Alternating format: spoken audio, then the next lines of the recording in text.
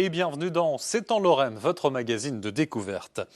Et pour commencer, nous partons à la rencontre des membres du cercle ferroviaire de Nancy. Pour eux, le monde des trains n'a plus aucun secret. Des cheminots tout à fait virtuels qui passent leur temps à construire des machines, des décors ou encore à effectuer des programmations de réseaux très complexes. Exemple avec Jean-Marie, rencontré pour nous par Didier Vincenot et Bruno Courteau.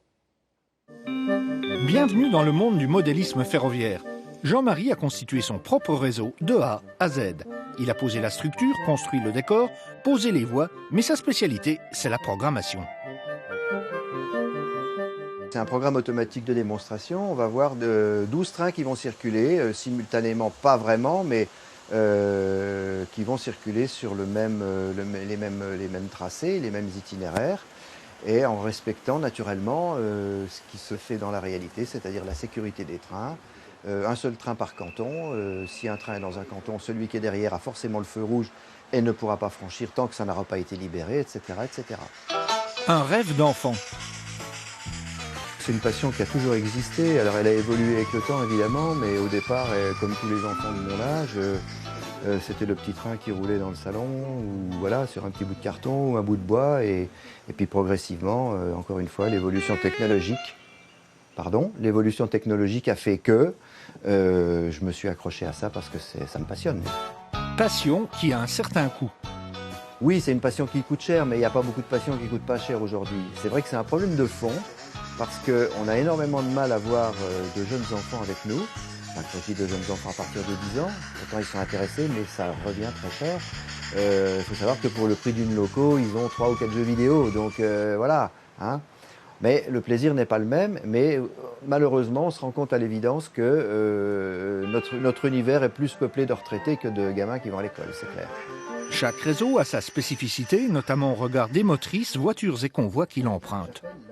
On essaye, encore une fois, de ne pas faire rouler n'importe quoi.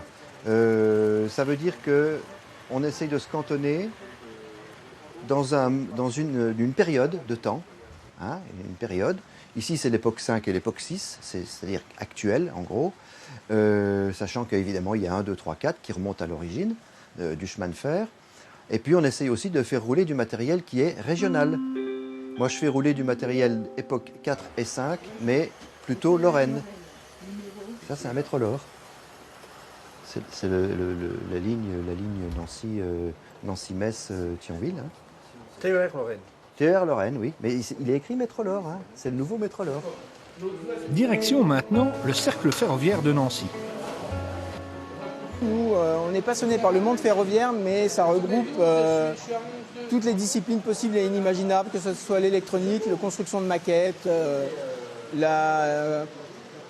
l'histoire aussi ferroviaire et industrielle, c'est très très intéressant. Spécialiste de l'environnement ferroviaire, Thierry le bâtisseur. Donc là, ça fait 20 ans que j'attendais pour pouvoir faire mon réseau perso, parce qu'au cercle, on fait surtout des réseaux qui servent à montrer aux expositions, qui ne nous appartiennent pas.